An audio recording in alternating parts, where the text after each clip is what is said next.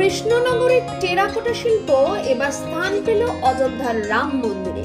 অযোধ্যার রাম মন্দিরের মূল প্রবেশদ্বার ধরমপথের দুই ধারে সাজানো থাকবে এই 20 ফুট 22-10 ফুটের প্রায় 100টি টেরাকোটার মুরাল। কৃষ্ণনগরের এই শিল্পী বিশ্বজিৎ মজুমদার জানান, প্রায় 27 জন শিল্পীকে নিয়ে তিনি এই কাজ শুরু করেন গত সেপ্টেম্বর মাসে। 100টি মুরাল তৈরি হয়েছে রামায়ণের কাহিনী অবলম্বনে। তবে যুদ্ধকালীন তৎপরতায় কাজ করেও এখনো অবধি মাত্র 60% কাজ সম্পূর্ণ করেছেন তারা। 13 জন শিল্পী রয়েছেন অযোধ্যার রাম মন্দিরে এবং বাকি 14 জন শিল্পী রয়েছেন কৃষ্ণনগরের মতি সুন্দরীতে শিল্পীর ওয়ার্কশপে। শিল্পী বলেছেন, আজ থেকে প্রায় 15 বছর আগে অযোধ্যার একটি সরকারি মিউজিয়ামে তার শিল্পকর্ম প্রদর্শিত হয়। যোগী আদিত্যনাথ তাকে সেখানেই ডাকেন এবং সেখানে তাকে সম্বর্ধনা দেওয়া হয়। শুধু তাই নয়, এই শিল্পের ব্যাপারে তিনি বেশ আগ্রহ প্রকাশ করেন। তবে রাম মন্দিরের মূল প্রবেশপথ ধর্মপথে এই শিল্প স্থান পাওয়াতে শিল্পী বিশ্বজিৎ মজুমদার নিজেই গর্ববোধ করছেন।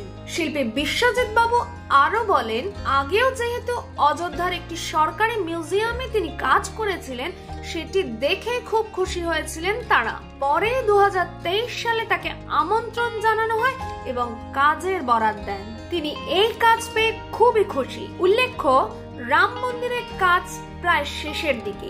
ইতিমধ্যেই দেশের বিভিন্ন প্রান্তের সম্মানীয় ব্যক্তিদের আমন্ত্রণ জানানো হয়েছে রাম মন্দিরের উদ্বোধনকে ঘিরে।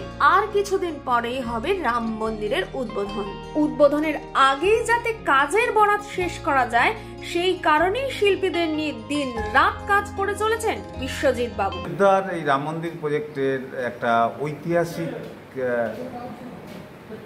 জায়গায়, ঐতিহাসিক চিহ্ন, যেখানে আমাদের একটি ছোট্ট কিছু কাজ ওখানে থাকবে। আমরা ওখানে 100টি মুরাল বানাচ্ছি টেরাকোটার, যার প্রতিটা সাইজ 20 ফুট বাই 10 ফুট।